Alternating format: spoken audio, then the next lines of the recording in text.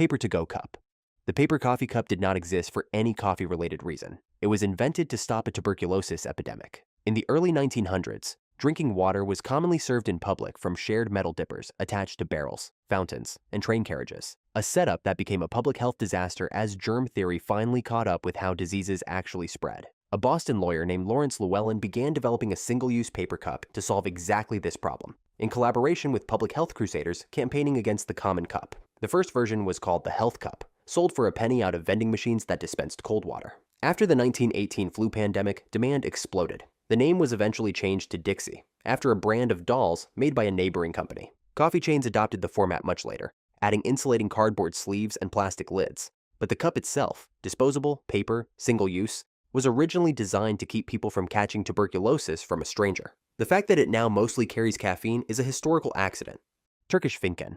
The Turkish Fincan is a small porcelain cup, often without a handle, used for serving Turkish coffee, and almost everything about its design responds to how the coffee is made. Turkish coffee is brewed by simmering very finely ground coffee directly in water inside a small pot called a tezva, without filtering. The grounds settle at the bottom of the cup as you drink. Because the coffee is intense and the grounds need room to sink, the cup is small, usually around 60 to 90 milliliters, and shallow enough that the sediment forms a thick paste at the bottom. Historically, the Fincan was a porcelain shell sitting inside an ornate metal holder called a zarf, often made from silver or brass and elaborately decorated, because the cup itself was too thin to hold comfortably when hot. The most distinctive part of Turkish Fincan culture is what happens after you finish drinking. The cup is inverted onto its saucer to let the wet grounds slide down the inside, and then read for symbols, a tradition called tasseography. People have been telling fortunes from the bottom of Turkish coffee cups for hundreds of years. They still do. Vietnamese Phin Cup.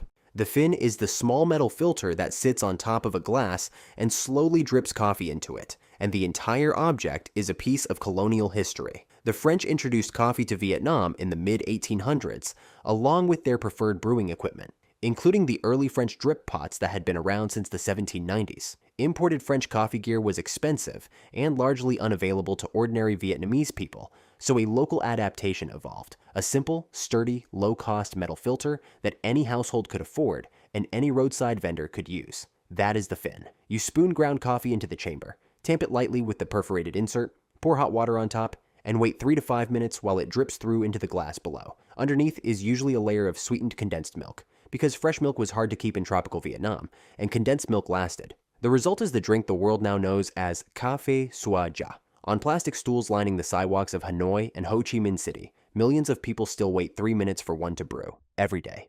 Latte Glass. The Latte Glass exists for one reason, to show off. A latte served in a ceramic cup looks like a latte. A latte served in a tall, transparent glass reveals its entire architecture. The dark espresso settling at the bottom, the steamed milk pushing up through it in a graduated band, and the thin layer of foam floating on top like cream on a pint of stout. The format became popular in Northern European cafe culture during the late 20th century, particularly in Germany and Austria, where coffee has long been served in glass rather than ceramic. The tall, narrow shape accommodates the larger volume of milk a latte requires, while keeping the visual stratification intact. There is a small piece of physics involved. The layers only separate that cleanly because the steamed milk is slightly denser than the espresso shot it is poured into, which allows the coffee to flow upward through the milk briefly before they begin to mix. Done well, it is one of the most visually striking ways coffee is served anywhere. Cappuccino Cup.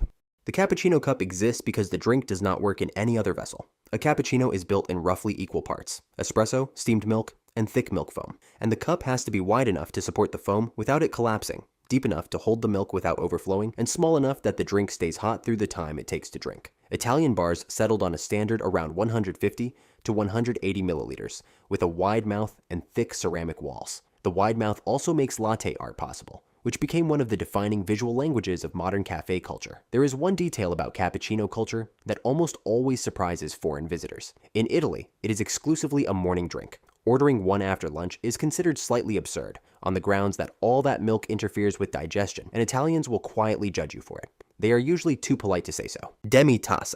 The demitasse is the small porcelain cup that espresso is traditionally served in, and the name is French, demitasse, half cup, even though the cup itself is more strongly associated with Italian coffee culture than French. The size is the entire point. Espresso loses heat rapidly because of its small volume, and the crema, the golden foam on top, starts breaking down within a minute of being poured. A larger cup would let both happen faster. The Demitasse holds just enough to deliver the drink hot and intact, and no more. Most are made from thick porcelain because porcelain holds heat better than thinner ceramics or glass. In Italian bars, the cup is often pre-warmed before the shot is pulled, a detail most people never notice, and one of the small differences between an espresso served properly and one that arrives lukewarm. Espresso Tumbler.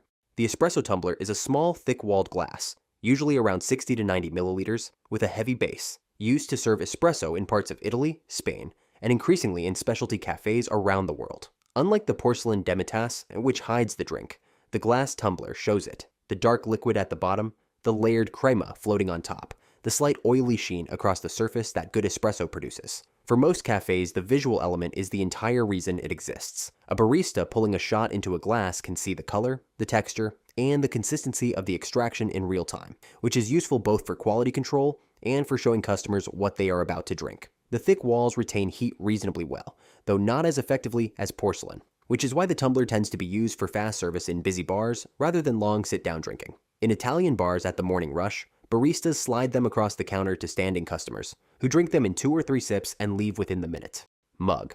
The mug is the most common coffee vessel on Earth and also the least specialized, a generic cylinder with a handle holding anywhere from 250 to 500 milliliters, designed for nothing in particular and therefore suitable for almost everything. Its rise has very little to do with coffee culture and everything to do with American drip coffee culture. When automatic drip machines spread through American homes in the 1950s and 1960s, they came with carafes designed to brew large volumes, much more than a Demitasse or even a Cappuccino Cup could hold. The mug filled that gap by accident. It was already a familiar object in most kitchens, originally used for tea, soup, hot chocolate. Coffee simply moved in. The result is a vessel that prioritizes quantity and warmth retention over any specific brewing tradition, which is exactly what an office desk or a morning kitchen wants. The mug is the vessel that turned coffee from a quick ritual into something you sip across hours.